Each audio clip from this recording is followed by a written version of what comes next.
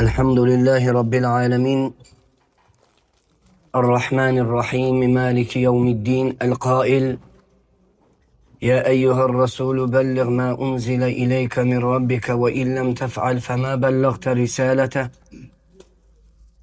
والله يعصمك من الناس والصلاة والسلام على أشرف الأنبياء والمرسلين القائل بلغوا عني ولو آية أما بعد رب اشرح لي صدري ويسر لي أمري واحلل عقدة من لساني يفقه قولي اللهم علمنا ما ينفعنا وانفعنا بما علمتنا وزدنا علما. Demek kardeşler, hakikaten Allahu Subhanahu ve Teala melekleri yarattı. Meleklerin içerisinde en faziletli Cebrail aleyhisselam'ı etti. Allahu Teala göğleri yarattı. Göğlerin içerisinde en faziletli 7. göğü etti, 7. semanı. Allahu Teala yerleri yarattı ve yer üzerinde en faziletli Mekke'tel Mukarreme'ni etti. Allahu Teala beşeriyeti yarattı, insanları yarattı ve onların içerisinde en faziletli Muhammed sallallahu aleyhi ve sellem'i etti. Allahu Teala ayları yarattı. Ayların içerisinde en faziletli mübarek Ramazan ayını etti. Ve Allahu Teala geceleri yarattı. Gecelerin içerisinde en faziletli Kadir gecesini etti. Ve Allahu Teala gündüzleri yarattı. Gündüzler içerisinde en faziletli Zilhicce'nin 10 gününü etti. O günler ki bizler o günlerin karşılamak üzereyik. Bir neçe gün kalıp ki artık biz o günlerle Allah'ın rahmetiyle o günlere kavuşak. Hakikaten o günler dünya günleri içerisinde en faziletli günlerdir. Ve o günler Allahu Teala'nın indinde en faziletli günlerdir. Bu günlerin faziletli olmağı baresinde Kur'an'da ve sünnede yeterlice deliller vardır. Hakikaten Allahu Teala bazı faziletleri, bu faziletleri mehlukat ve bendeler arasında da devam eden değişmez ilahi bir sünne etmiştir. Ve bunda Allahu Teala'nın bildiği belli bir hikmetleri vardır.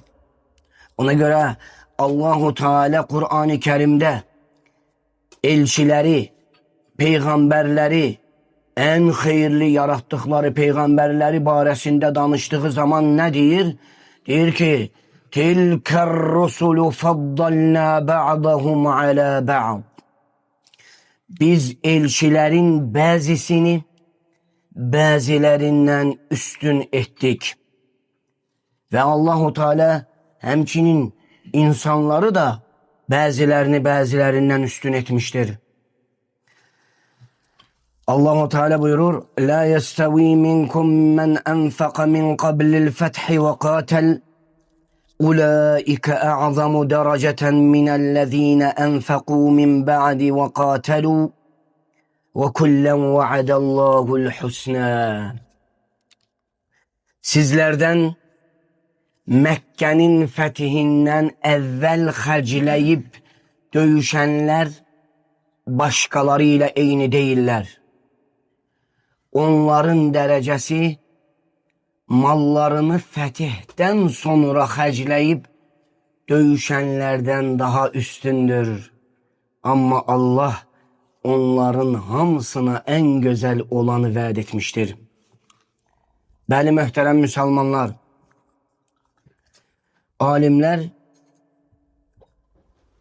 Zilhiccənin 10 gününün əfsəl olması barəsində ixtilaf etmişlər. Necə? Ramazanın 10 günü mü, yoksa Zilhiccənin 10 günü mü əfsəl olması barəsində ixtilaf etmişlər. Burada götürülen ve en əfsəl olan odur ki, Zilhiccənin 10 günü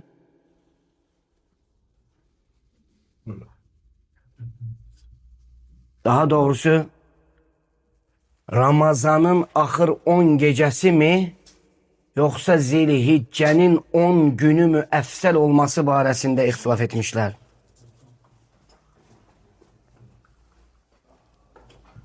Ve götürülen qövül racih odur ki, Ramazanın axır 10 gecəsi geceler içerisinde en əfsəlidir.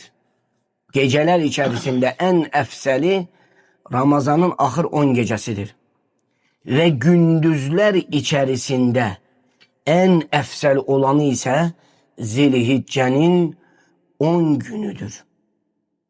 Mütləq olarak. Həqiqətən Allahu Teala kulları üçün bazı mövsümlər hazırlayır. O mövsümlərdə xeyirləri, əcirləri, savabları çox olsun diye. İmanları artsın, yəqinləri güclənsin ve ibadetleri tam olsun diye Allahu Teala müəyyən vaxtlarda müəyyən mövsümləri kulları üçün hazırlamıştır. O mövsümlərdə günahlar bağışlanır, hatalar bağışlanır ve Allahu Teala o mövsümləri kulları ibadetlerde, itaatlerde birbiriyle yarışsınlar, ötüşsünler ve birbirlerini keçmeye çalışsınlar diye uzun bir müddet mevsim onlar için hazırlamıştır. Bu da Allahu Teala'dan kulları için lütuf ve hakikaten ezametli bir nimettir. Allahu Teala buyurur: وَفِي ذَٰلِكَ فَلْيَتَنَافَسِ الْمُتَنَافِسُونَ. Koy çalışanlar onun için səy göstersinler, çalışsınlar. Ve hemçinin Allahu Teala buyurur: وَسَارِعُوا إِلَى مَغْفِرَةٍ مِّنْ رَبِّكُمْ وَجَنَّةٍ. Rabbiniz tarafından bağışlanmağa ve müttegiler için hazırlanmış genişliği göyler ve yer kadar olan cennete tələsin deyir Allahu Teala. Ve hemçinin Allahu Teala buyurur: "Sabiqu ila mağfiratin min rabbikum ve cennet." Rabbiniz tarafından bağışlanmağa ve genişliği göğün ve yerin genişliği kadar olan Allah'a ve onun elçilerine iman getirenler için hazırlanmış cennete tələsindir Allahu Teala. Hakikaten bu mevsimler Allahu Teala tarafından kullarına əzəmətli bir nimettir. Kullarına bəxş etmiş olduğu əzəmətli nimettir. Eğer insan için, ağıllı olan insan için, düşünceli insan için, xeyir elde etmeyi isteyen ağıllı Müslüman için belə bir fürsət yarandığı zaman gerek o fürsətten layıkınca istifade etsin. Onu değerlendirsin ve o mövsümde olan xeyirleri kazanmağa səy etsin ve çalışsın. Çünkü o günler, o mövsümde olan günler, yani Zilhicce ayı bu fürsət olarak, bu Zilhicce ayında olan, bu Zilhicce ayında olan günler sayılı günlerdi kardeşler. sayılı günlerdir. Ona göre insan düşünmelidir ki ömürden gelir. Vaxt ötüb, tez ötüb keçir. Ona göre insanın bakın, ümumiyyətlə insan nəfsinin təbiətindendir ki, dünyavi kazancılardan eline düşen her hansı bir fürsəti layiqincə değerlendirir. Dünya işlerinden maddi kazanç var. O şeyde bir maddi marak var. Bizim dilde desək. O şeyde maddi marak varsa, o dünya işinden neyse elde edeceği xeyir varsa, kazanç varsa insanın təbiətindendir ki onu dəhşətli surette değerlendirir. Ki bu fürsət mənə elime düşen değil. Bu fürsəti mən kaçırmayayım. Və necə ola bilər ki deyir, ahiret kazanmaq fürsəti sənin əlinə düşsün. Cenneti kazanmaq, cennette yüksek derecelere çatmaq, bu dünyada bağışlanmaq, cenneti kazanmaq için fürsət sənə əlinə düşsün, sən ayağın gelsin, sənə o yetişsin, sen o günlere çatasan, ama o günleri boş boşuna ötürəsən. Bu necə ola bilər? Ağıllı olan insan ayağına gelen bu fürsəti neyniyəndi? Değerlendirendi. Hemen bugün mən Zilhicce ayına yetiştimsə, mənim garantim var mı ki, mən gələn il bu Zilhicce ayına, Zilhicce günlerine çatacağım? Mənim bir an, bir dəqiqə sorama mənim garantim yoktursa, bir yıl sonraya necə mənim garantim ola bilər? Subhanallah.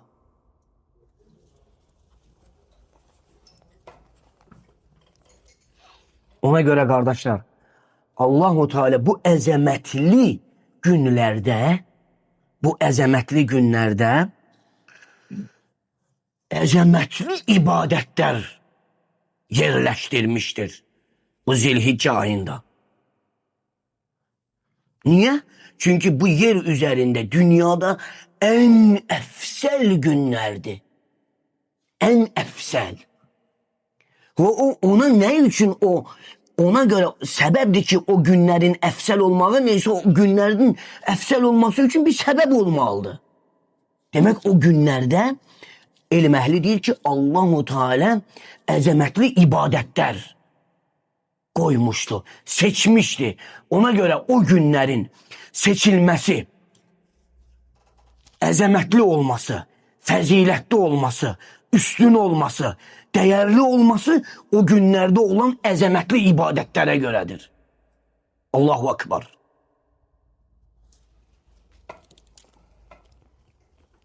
Ona göre bu əzəmətli mərtəbə, əzəmətli derece çatmış, bu günler əzəmətli olmuştur.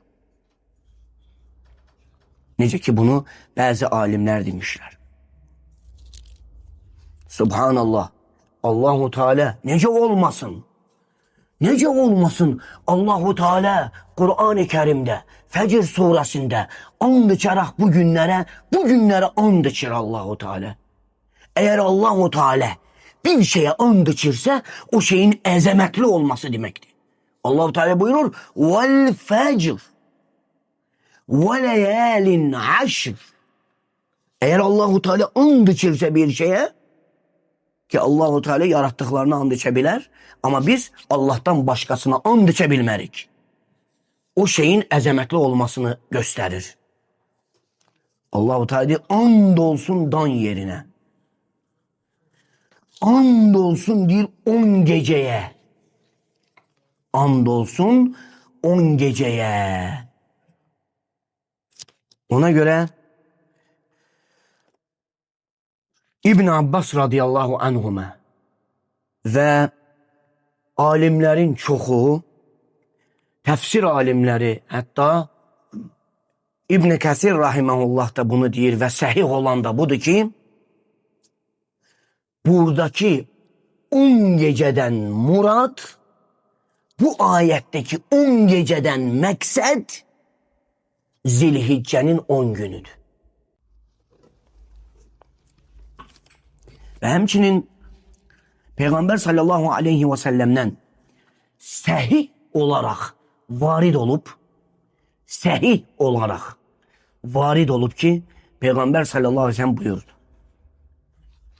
Allah katında en sevimli, bakın, Allah katında en sevimli emeller Zilhicce'nin 10 gününde edilen emellerdi.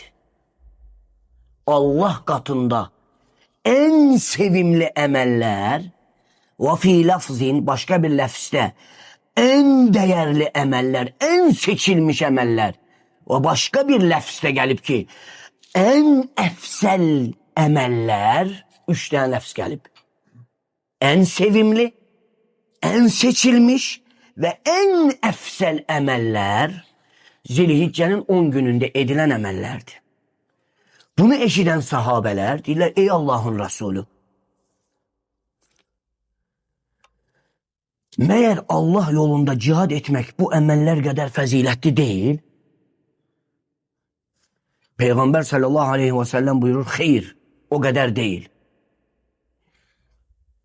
Yani Allah yolunda cihad etmek bile bu 10 günde olunan ibadetlerden nedir?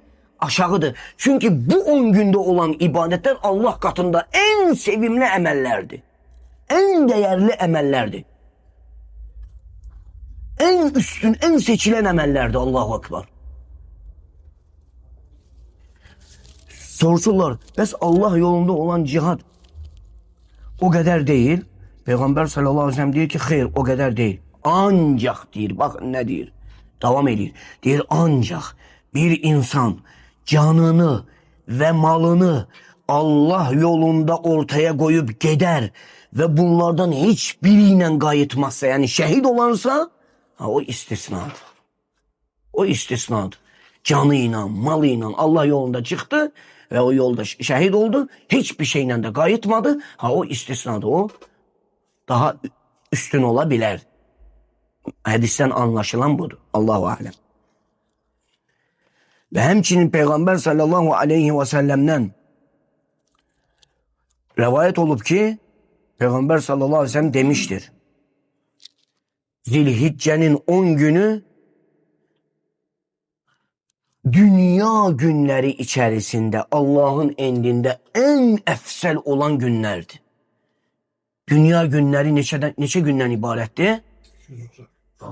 Demek o 360 günün içerisinde, 360 günün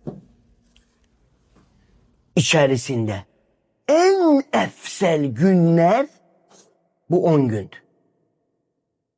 Bu 10 gündü.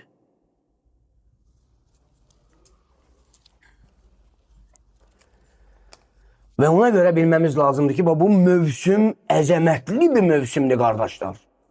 Zilhicce ayının girişi əzəmətli bir mevsimdi. Bu mevsimde gafil olmak olmaz. Gafletten ayılmak vaktidir. Bu günlere kadar gaflette olmuşuq. Çok şey eşitmişik. Çok şey dinlemişik. Çok şey görmüşük. Ama eləməmişiksə, əməl etməmişiksə, en azından addım atmalıyıq, səy etməliyik. Bu 10 günü değerlendirək. Çünkü biz bugün Allah bize müvəffəq eləyərsə bu 10 güne çıkma, ne bilirik ki biz gələn il bu 10 güne çıkacağıq ya yok. Bunu küçümsəmək olmaz ha kardeşler. Bunu küçümsəmək olmaz. Əzəmətli tutmaq lazımdır. Riayət eləmək lazımdır. Çalışmaq lazım, səy göstərmək lazımdır. Can atmaq lazım, istəmək lazımdır. Addım atmaq lazımdır.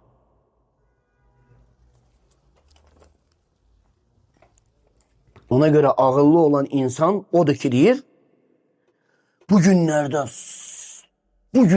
tam olarak Allahu Teala'ya bağlanarak, Allah'a taraf giderek, ona içten dua eləyerek ve niyet eləyerek ki ben bu 10 günü səmərəli yerine yetireceğim, bu günlerden istifade eləyəcəm diye Allahu Teala'ya söz verməlidir. Sayılı günler qalıb. 2 ya 3 gün.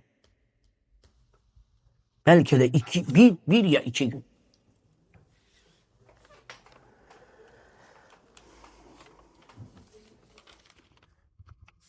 Məsəl üçün, Assalamu aleykum və rahmetullah demək, qardaşlar. Assalamu aleykum və rahmetullah. Biz bilirik ki, salam üçün də savab gəlibdir. Bu 10 gün içerisinde Assalamu aleykum ve rahmetullahi ve berekatuhu demek başka günlerde salam vermekten daha efseldi bu. İbadetlerden bir cüz'i bir tane misal. Assalamu aleykum ve rahmetullah demeyin bu 10 günde başka günlerde salam vermeyinden daha efseldi. Allahu Ekber.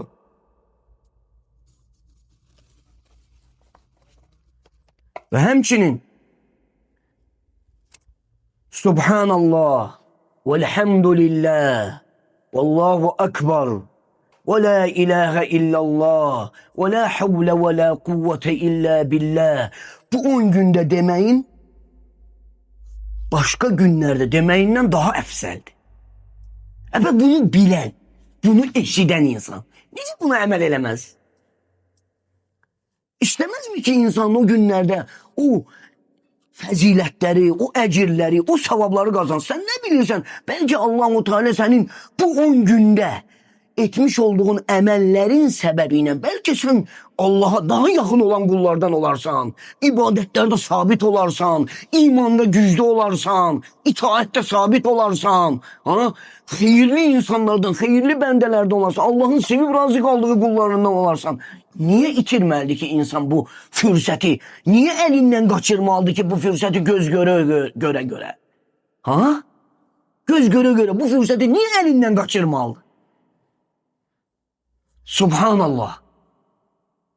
Sen ne bilirsen ki bu fürsət senin ayağına gelip müvəffəq olubsan, çıkıbsan bu il bu aya, bu günlere, bu mübarek günlere.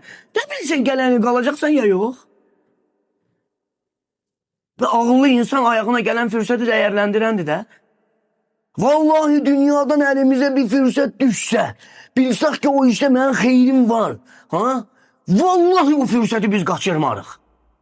Niye? Onda babat pul var ki.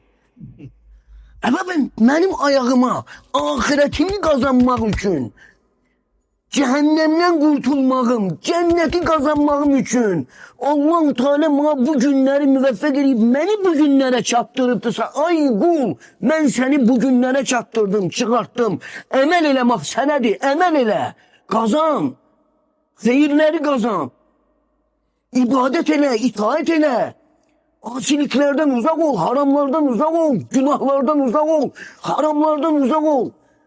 Seyirli kullardan olasan. Niye eylemeyeyim?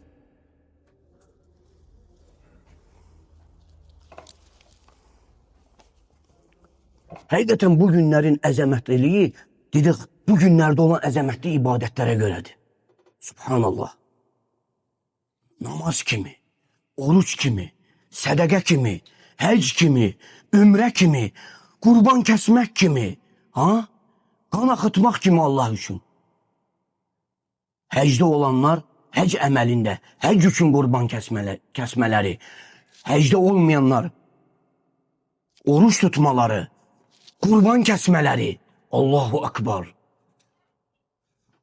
Bu əzəmətli ibadətlər cəm olunubdur bu günlər içərisində. Ona görə bu əzəmətli günlərdir bu günlər.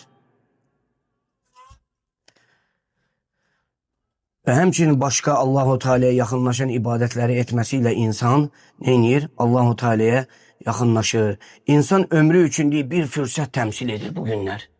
İnsan ömrü üçün bir fürsət təmsil edir bu günlər, qardaşlar. Fürsətdir sən ayağına gələn. Ömrün üçün. Ola bilər ömrün dəyişsin, qardaş.